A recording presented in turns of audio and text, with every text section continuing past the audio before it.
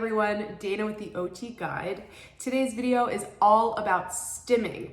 I've had a number of parents and teachers approach me and ask me questions along the lines of why is my child stimming? What can I do to help them? Some people would like to know, how can I make them stop? So this video is all about stimming and strategies we can use to help our students who do stim. Quick disclaimer, everything in this video is just my professional opinion as an occupational therapist. So if I say anything that you disagree with, that's fine. If the shoe fits, wear it. If it doesn't, that's okay too. So let's talk about stimming. So stimming is a broad term and it refers to self-stimulating behaviors. And these behaviors tend to be repetitive in nature. They usually involve a component of movement or noise. And stimming is really prevalent in the autism community, but people who don't have autism stim too. Examples of stimming include picking at your cuticles or picking at your nails, twirling your hair, hand flapping, repeatedly turning light switches on and off, tapping your feet, tapping a pencil against the table repeatedly. Stimming behaviors can last anything from a few seconds to a few minutes to many hours. And often people aren't even aware that they are stimming. So why do people stim? I get this question all the time.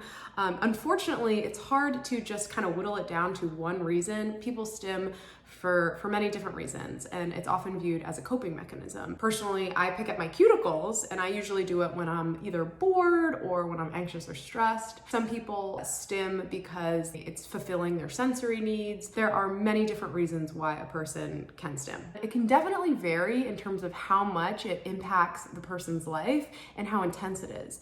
For one person, stimming might just be like doing this over and over again, or twirling their hair, which really doesn't functionally impact their life all that much.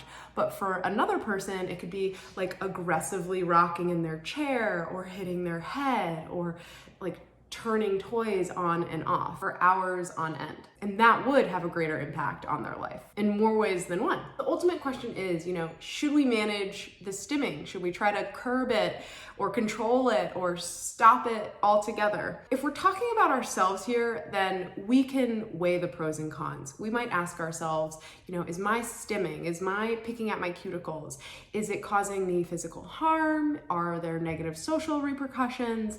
Is it disruptive to other people? And from there, make our decision. If we're talking about managing another person's stim, say it's a student in our class or our very own child, my opinion is no, we can't do that.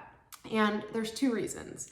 The first reason is it's hard enough changing a stim on yourself when you are motivated. Over the past few years, I've tried to stop picking at my cuticles to varying levels of success. So you gotta have a lot of dedication and a lot of impulse control. So if you try to change a stim on someone else and they don't wanna do that, it's gonna be an extremely frustrating and exhausting process and upsetting process. The next reason is by insisting a student changes their stim, by controlling them, we are sending them a subconscious message that they are not good as they are. As long as their stimming isn't causing that person physical harm, then they are autonomous human beings who can live the way they want to live. Now, let's say their stimming is causing them physical harm, or their repeated pencil tapping is disrupting the entire class. What do we do then? Our question should be, how can we empower this person? How can we help them self-advocate? Rather than how can we get them to stop this stim? Let's take the example of the child who's repeatedly hitting their head. Well, the first thing we can do is we can ask ourselves, what is this child trying to communicate? So many of my students with autism who hit their head repeatedly have language delays. They're not able to express their frustration. They don't know how to say stop. They don't know how to say leave me alone or like I need a break. And so one way we could help this student is we could give them the words or the sign language to support them expressing their frustration.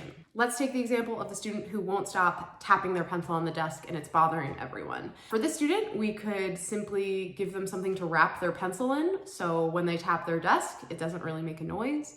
We could give them an eraser to tap on their desk, which would not be nearly as loud. Or we could even try teaching them a replacement behavior. That could be maybe squeezing a fidget toy. A replacement behavior is any behavior that is sort of a more socially acceptable behavior that still satisfies the same need as that stim satisfied. Another example, let's say you're a parent and your child flaps their hands when they're really excited in public, and you're worried about the negative repercussions of this hand flapping on their social relationships down the line. You could try to change the stim, give your child a replacement behavior that you view as more socially acceptable. My suggestion is you teach your child how to self-advocate. You give them the words to explain why they're doing what they're doing. For example, I'm flapping my hands because I'm happy. I'm flapping my hands because I'm excited. In short, my belief is we don't change, modify, or eradicate a stim unless it is causing that person or other people harm.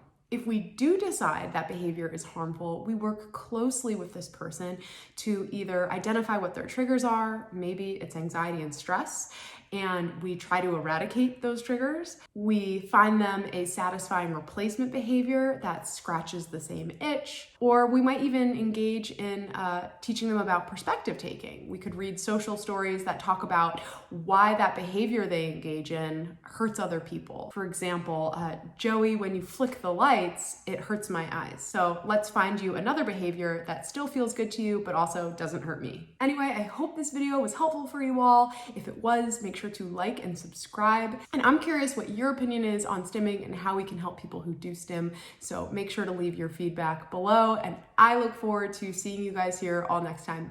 Bye.